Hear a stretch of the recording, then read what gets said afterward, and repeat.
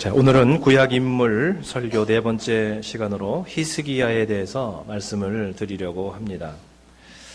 자, 이 히스기야 왕은요, 남북 왕국의 우후죽순처럼 출몰하던 악한 왕들들 속에서 유독 하나님을 잘 섬겼던 사막의 오아시스와 같은 그런 신앙의 인물입니다.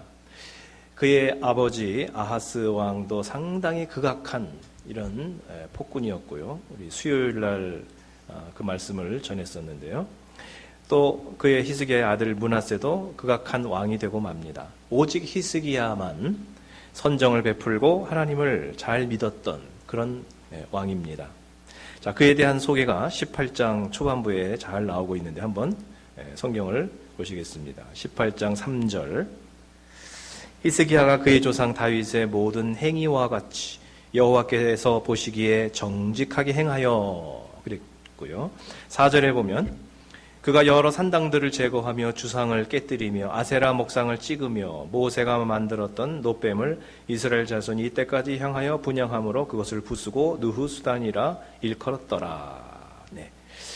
어떤 왕들은 나름대로 하나님께 순종하려고 우상은 깨뜨렸는데 산당은 그대로 놔두었다든지 뭔가 좀 부분적 순종을 했는데 히스기야는 온전히 하나님 앞에 순종하는 이런 모습을 보여주고 있습니다. 자, 우상들만 제거한 것이 아니라 간접 우상까지도 제거를 하고 있습니다. 느후수단이라 이렇게 나오고 있는데요. 모세 시대의 광야에서 이스라엘 백성들이 불순종하다가 하나님의 징계를 받았습니다. 그래서 그들을 치유하기 위해서 하나님께서 놋뱀을 세우라고 하셨습니다. 자, 이 놋뱀이 치유의 상징이었는데 지금 한 700년이 지난 시점에서 보니까 사람들이 그 정신, 원래 하나님께서 베풀었던 치유와 은혜의 정신은 기억하지 못하고 그저 그 놋뱀이 하나의 우상화되어서 그것이 무슨 대단한 효험이나 있는 것처럼 하나님의 기적의 근원이신데 하나님이 아닌 놋뱀을 바라보고 있는 그런 현상을 보게 됐습니다. 그래서 이것도 우상이다. 이것조차도 히스기야가 제거하게 됩니다. 자, 우리 성도들도 역시 마찬가지로 과거에는 기도 응답이었고 하나님의 은혜였다고 간증하고 자랑하던 그런 것들이 나중에 가보면 그 은혜는 다 사라지고 그 자체가 하나의 교만과 우상이 될 수 있는 나의 의가 되어버릴 수 있는 하나님을 높이는 것이 아니라 그것이 이제 나의 자랑이 되어버리고 마는 그런 일들을 간혹 우리가 보게 되는데요. 자, 그것이 바로 나의 느후수단이다라고 할 수가 있겠습니다. 자, 이어서 5절에 보면 18장 5절에 보면 히스기야가 이스라엘 하나님 여호와를 의지하였는데 그의 전후 유다 여러 왕 중에 그러한 자가 없었으니 전무후무하다는 거죠. 6절에 곧 그가 여호와께 연합하여 그에게서 떠나지 아니하고 여호와께서 모세에게 명령하신 계명을 지켰더라. 다윗 왕을 향해서 하나님께서 내 마음에 합한 자라 그런 표현을 한번 하셨고요.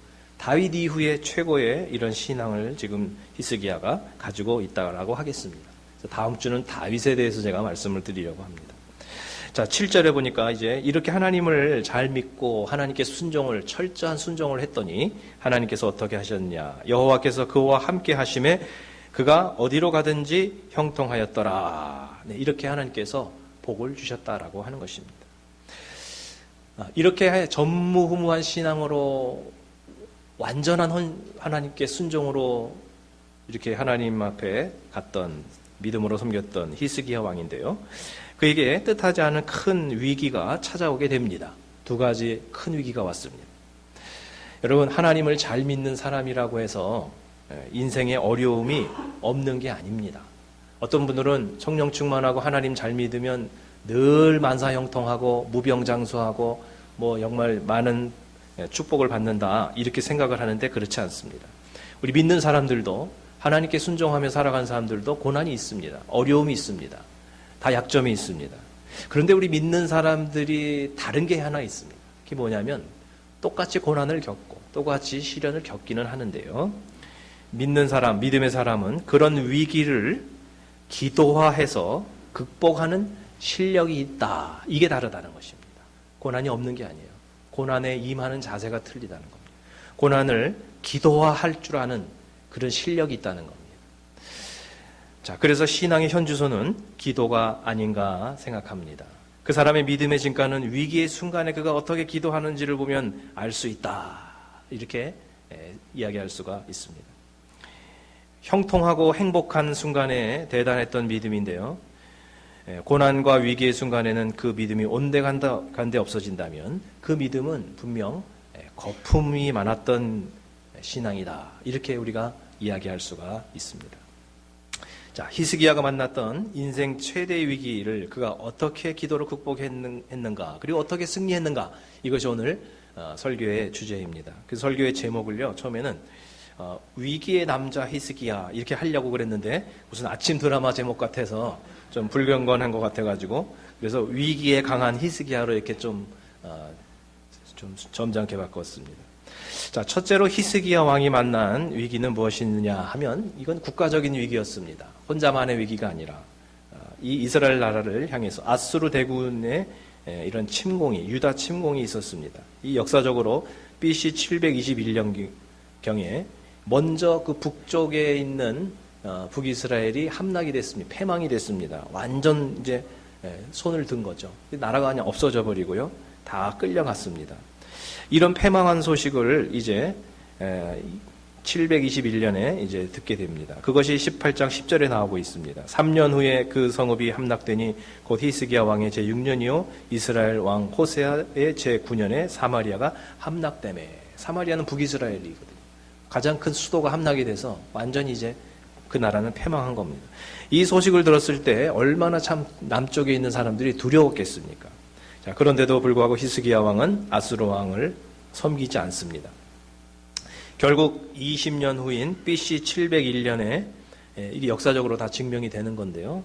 701년에 아수르가 예루살렘 지역을 침공합니다. 18만 5천이라는 대군을 보내가지고 이제 정벌을 하려고 보냅니다. 북쪽 지역도 다 함락을 시켰으니까 이번에는 남쪽까지 그 예루살렘까지 완전히 다 이제 우리 속국으로 만들자. 군사력으로 이거는 대처해야 된다. 이렇게 해가지고 보낸 겁니다. 자, 이런 위기의 순간에 히스기야가 얼마나 참 두려웠겠습니까? 그동안 정말 그 아수르를 섬기지 않고 버텨온 거거든요. 그래가지고 이제 미운 털이 박힌 겁니다. 그러니까 이제 아마 함락이 되면 히스기야의 목숨도 위태로운 이런 상황입니다. 자, 여기서 히스기야가 이제 하나님 앞에 기도하러 성전에 올라가게 됩니다. 성전에 올라가면서 적국의 선전포고문 그리고 협박 편지를 이렇게 가지고 가는 거예요. 가져가서 그 성전에 가서 제단에다 이렇게 떡을 펼쳐놓습니다. 하나님 좀 보세요. 이 이방인이 하나님의 이름을 모욕하고 있습니다. 자, 그러면서 하나님 앞에 기도를 하고 있는데요. 일명 성전 기도를 하고 있는 것입니다. 왕궁에서 편하게 기도한 것이 아닙니다. 성전에 가서 이렇게 하나님 앞에, 정말 제단 앞에 이렇게 하나님 앞에 나가서 그 모든 것을 다 펼쳐놓고 이렇게 기도를 하는 것입니다. 오늘날로 말하면 교회 나와서 이렇게 특별히 기도를 하는 건데, 저희가 어릴 때 신앙생활 할 때 그런 가르침, 그런 간증들이 많았습니다. 교회 나와서 이렇게 기도를 열심히 하고, 특히 이제 그 강대상을 붙들고 막 기도해서 응답받았다는 그런 간증들 많이 들었습니다. 그만큼 하나님 앞에 더 가까이 가고자 하는 하나의 이런 몸부림이죠. 꼭 뭐 여기 나와서만 기도해야 되겠습니까? 집에서도 할 수 있겠죠. 하지만 내가 하나님 앞에 더 간절하게 정말 나가겠다. 그리고 정말 주님을 붙들겠다라고 하는 그런 상징적인 의미로서 강대상을 붙들고 기도해서 응답받고 간증했던 그런 기억들을 많이 듣게 됩니다.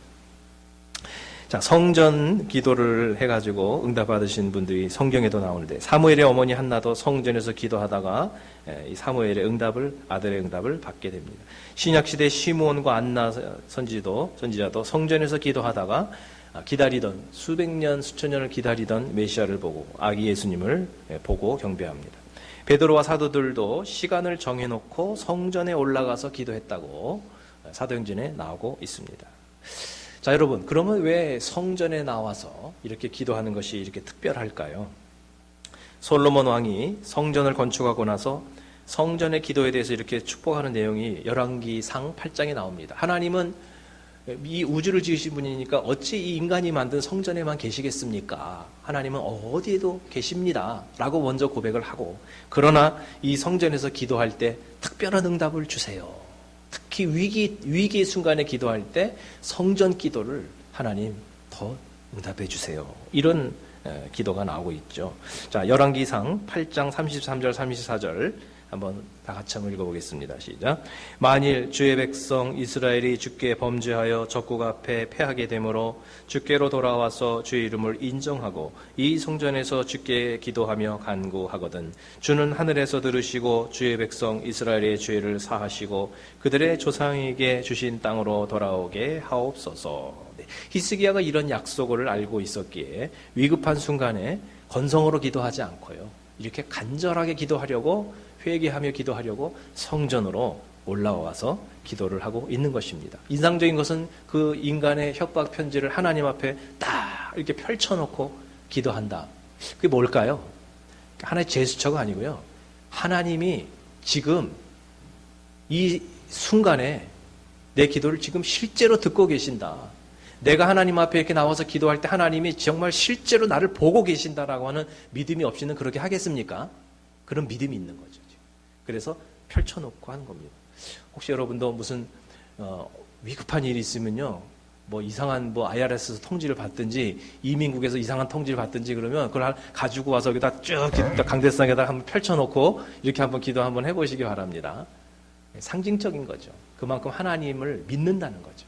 의지한다는 거죠.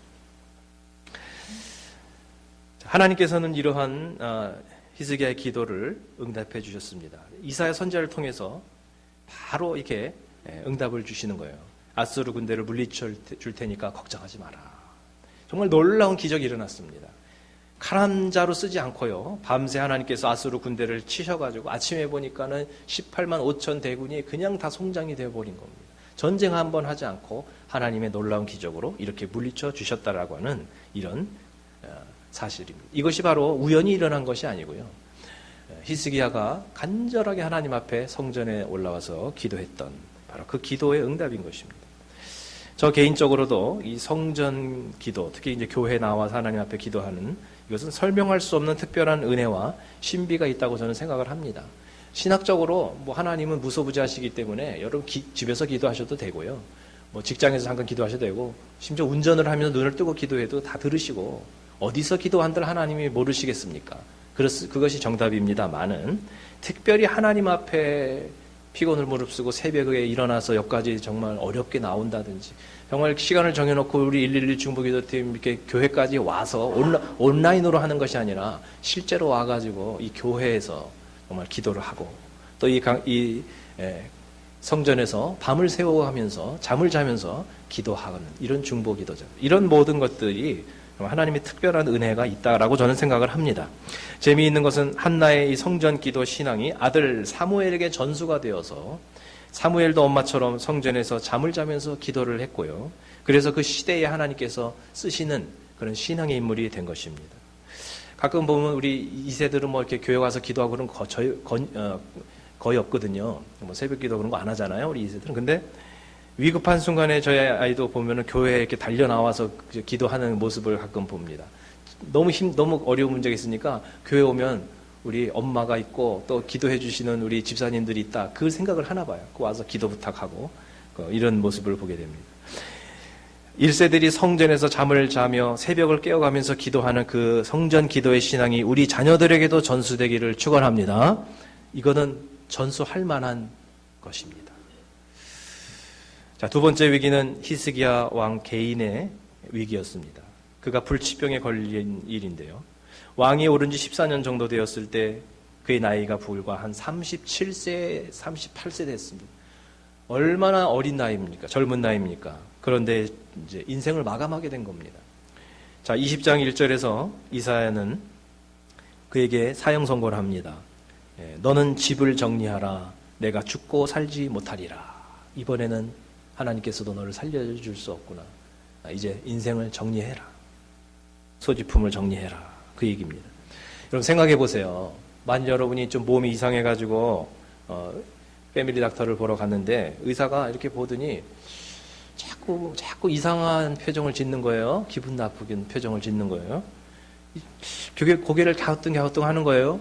그러더니 이거 좀 정밀 검사 찍어 보자고 그러는 거예요. 그래서 왜요? 글쎄 한번 좀 검사 좀 해보자고. 조직 검사도 좀 해봐야 되겠다고. 그래서 며칠 후 다시 오라고 그래서 갔더니 참 어렵게 말을 꺼내는 거예요.